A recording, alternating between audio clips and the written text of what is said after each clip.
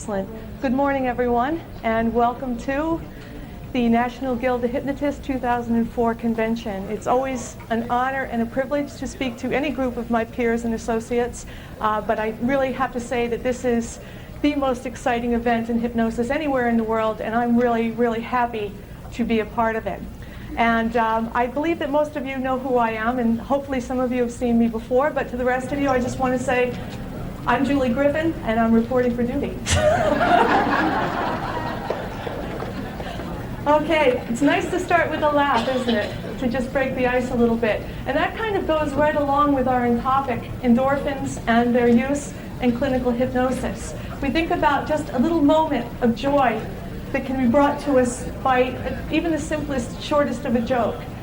That joy that is generated from the joke immediately releases a little tiny flow of endorphins in our bodies.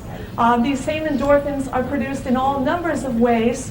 I'm sure that most of us are aware of things like runner's high, where endorphins get kicked up when the runners break through the wall and reach a next plateau. Actually, I think the endorphins start to kick the second the runner starts running, okay?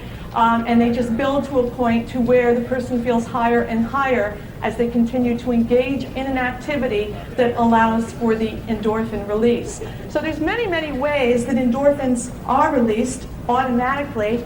Let me just express a few here on the board. Endorphins come in many types, and each has a subtype. All of them have some opiate activity, so therefore work inside our bodies like a natural narcotic.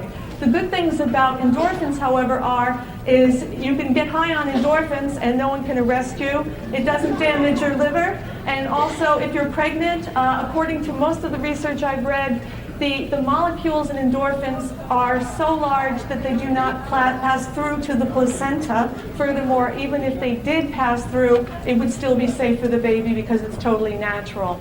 So endorphins are found in the brain, but also in various tissues throughout the body.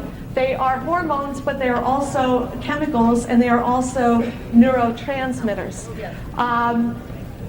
They act as neuroregulators to control various functions that we do. They can be found throughout the body, and they're secreted through the endocrine system largely. I'm really not a big fan of audiovisual, so that concludes the visual portion of our program today, except for me. Yes.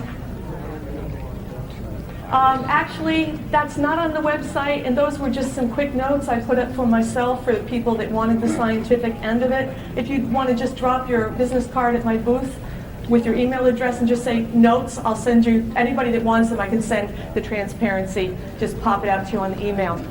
Yes? Those specific notes are in the big book? She says they're in the big book, but I think that they're not lined up that way in the big book. I think that I extrapolated them for that particular list. How many people here already feel like you're doing some sort of endorphin therapy in your work? Anybody? Great. I would love to hear from you at the booth or in the hallway about how you're incorporating it. I have found it to be extremely helpful in alcoholism, to help a client overcome alcohol or drug addiction. And actually, to be honest with you, that is how I started using endorphins myself. Long before I was a hypnotist, I was involved in drugs and I was an alcoholic. So I wanted to find a way through self-hypnosis to enable me to feel high, but to walk away from alcohol and drugs. So I played around with making myself feel high in trance.